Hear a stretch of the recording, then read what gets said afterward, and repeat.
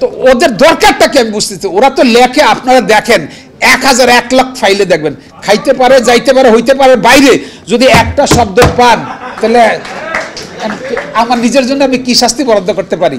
আচ্ছা, এটা পরে করব। যদি সচিবরা এত জ্ঞানী হইতো, ওইখানে যেই যারা কন্টেস্ট করেছিল অন্যান্য ক্যাডার থেকে, তারা হয়তো ওই গ্রেডেশনের পিছনের দিকে ছিল বা সামনে আছে। উনি ওইটাকে ব্যাস করে বললেন যে ওনারা অনেক মেধাবী, কিন্তু আমি তো জানি মেধা সবচেয়ে নিচের দিকে যায় প্রশাসন ক্যাডারে। কারণ তারা যদি প্রশাসন ক্যাডারের সচিবের যে এত জ্ঞানী গুণী হইতো, তাইলে তারা তো ইঞ্জিনিয়ারিং ইউনিভার্সিটিতে ভর্তি হইতো, বুয়েটে। তো চাকরি না থাকলেও তারা কি ওই যে আর্কিটেক্ট যারা লাখ লাখ টাকা আয় করতেছে, ইঞ্জিনিয়ারিং বিভিন্ন জায়গায় তারা কনস্ট্রাকশন বিজনেস করতেছে, তারপরে তারা যেখানে যায় chief engineer, road and highway যত জায়গায় আছে, এরা এই কাজগুলো করতে তো এখানে ভর্তি হতে চান্স পায় নাই। তারা যারা আজকে মেডিকেল সায়েন্সে ওরা চান্স পাইছে নাকি? ও তো পড়ছেই আর্টসে প্রথমে, তারপরে সায়েন্সে পড়লো, দেখছে যে আমি আর আগাইতে পারবো না, কাজে আমি ইউনিভার্সিটিতে অন্য সাবজেক্টে চলে যাই। তাহলে ওরা জ্ঞানী হইলো কিভাবে? জ্ঞানের ফিতা কত বড়! ওই সচিব সাহেবের 10 কেজি জ্ঞান আছে, আর ওই কৃষি মন্ত্রণালয়ের ওই ডিজির 10 ফুট জ্ঞান আছে। এটা হইল? এটা মাপার কি কোনো যন্ত্র আছে? তোমার খাইতে পারে, যাইতে পারে, লেখাই তো বোঝা যায় তোমার জ্ঞানের পরিধি কত দূর। আর বলে যে, আর ওরা বলে আমার কাছে যেরকম আসছিল, এই বাউন সাহেবের কাছে যেরকম আসছিল, আমাদের অন্য কোনো পদ, আর সব বইতে খাই ফেলছ, থাকবে কি? আর তো নাই, কোনো পদ নেই, সব কাজই খেয়ে ফেললা তোমরা, তারপর থাকবে কই? স্পর্শ খাইতেছো, নার্কোটিক্স খাইতেছো, মানে কত যায় যে তথ্য ক্যাডারের সব খাইতেছে, ফিশারিজ, লাইভ স্টক, আরে সবাই ক্যাডার ওরা খাবে। ও ইঞ্জিনিয়ারিং একটা ইয়ে আছে, ও ক্যাডার আছে, আর ওইটা ডিজি হলে হেড, আর এডিশনাল সেক্রেটারি ওর মাথার উপরে যে বসে আছে, সচিব বসে আছে এখানে। আমাদের ছোট ভাইও ছিল একজন রেলওয়ে সচিব আমাদের ল ডিপার্টমেন্টে। আমি বলে যাই, তুমি ল ডিপার্টমেন্টে, তুমি অ্যাডমিন ক্যাডারে ঢুকছো, তো ওই বাটা যে রেলওয়ে ক্যাডার থেকে আসছে, ইঞ্জিনিয়ার মানুষ, তো তুমি সচিবে ওরা চালাও কেমনে? কয় বড় ভাই, এটা তো একটা প্রশাসনিক ব্যাপার স্যাপার আছে।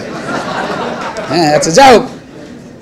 তো এখন আমি এগুলো বলতে চাই না, কি মানে উল্টাপাল্টা কথা হচ্ছে। আমি কিছু একটা জিনিস নোট করলাম। আচ্ছা, আরেকটা ব্যাপার যে সমন্বয় করার জন্য জেলায় জেলা প্রশাসক, আরে তারা সংস্থাপন করলো, সেটা জনপ্রশাসন করে ফেললো। তারপরে দেখেন সব জায়গায় তারা কোঅর্ডিনেট করতেছে।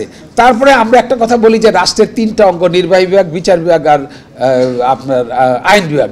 তো এখন এই নির্বাহী বিভাগ যদি এভাবে এনক্রচ করে অন্যান্য জায়গার উপরে, তাহলে এইটা কনস্টিটিউশনাল ভায়োলেশন হচ্ছে না? একটা 3টা অর্গান আছে, কিন্তু রাষ্ট্রপতি সমন্বয় করে, এই তো 3টা অর্গান। তো সেখানে এরা যদি সব এনক্রচ করে, তাহলে এরা যাবে কোথায়? তো যাই হোক, আমি শুধু ছাত্রদের বলবো যে তোমরা যেটা আন্দোলন করার জন্য এত শত শত আমাদের ছেলেমেয়েরা মারা গেল, তো তোমরা চাকরিতে ঢোকার পরে যদি একই আন্দোলন করতে হয়, তাহলে কিভাবে চলবে? আজকে আরেকটা ব্যাপার, স্বরাষ্ট্র মন্ত্রণালয়ের যে সচিব, এই পুলিশের আইজির চেয়ে কি ওরা বেশি বোঝে? তো তারা আবার 2টা সুরক্ষা বিভাগ করছে পদ বাড়ানোর, তাহলে ওদের গ্রেড 2 গ্রেড 1 অফিসার আছে অনেক বেশি। 2 জায়গায় 2জন সচিব বসাই দিলে না, আইজি থেকে এনে হয় কিনা? প্রতিরক্ষা মন্ত্রণালয়ে চালানোর জন্য প্রতিরক্ষা সচিব এই বাংলা ইংরেজি পাস করা যায়, ওখানে বসার দরকার আছে। ওখানে 2জন রিটায়ার্ড মেজর জেনারেল নিয়ে আসুক, অথবা ইন সার্ভিস 2জন মেজর জেনারেল নিয়ে আসুক। স্বাস্থ্য মন্ত্রণালয়ের সিনিয়র ডাক্তারদের নিয়ে আসুক, প্রফেসরদের থেকে শিক্ষা মন্ত্রণালয় চালাক। মৎস্য ক্যাডারে ডিজি বন্ধ যাবে কেন? চিফ ইঞ্জিনিয়ার থেকে আপনার গণপূর্ত চালাবে।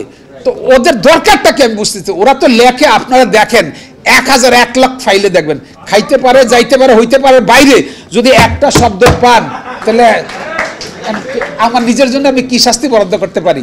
আচ্ছা, এটা পরে করব। হ্যাঁ, আর ওরা চান্স পায় নাই দেখেই তো নর্মাল ক্যাডারে গেছে। তাহলে এগ্রিকালচার ইউনিভার্সিটি ভর্তি হয় কারা? Agriculture university, fisheries, live stock, তারপরে ধরেন আপনার এই যে যারা সাংবাদিক করে, ওরা তথ্য ক্যাডারে যাইতে চায়, তারপরে ভালো ভালো জায়গায় যাচ্ছে, সেখানে চান্স পায় নাই বলেই তো ওইখানে গেছে, তাই না? তো তাদের এত মানে পোদ্দারি মারার কি আছে? আর তারা যে বলে, ওই তার কাছে যেই কথা বলছে, আমার কাছে বলছে আমাদের যাওয়ার জায়গা নেই। কারণ যাওয়ার জায়গা কেমন? সব জায়গা তো দখল হয়েই করছে, তোমরাই তো করছো, এইসব আর কি। যাই হোক, আমি অনেক বেশি লম্বা করে ফেললাম। তো কথা হচ্ছে যে এক কথা যে বলে যে আমাদের, আরেকটা কথা বলছে যে আমাদেরকে বিশেষভাবে ট্রেনিং দেওয়া হয়।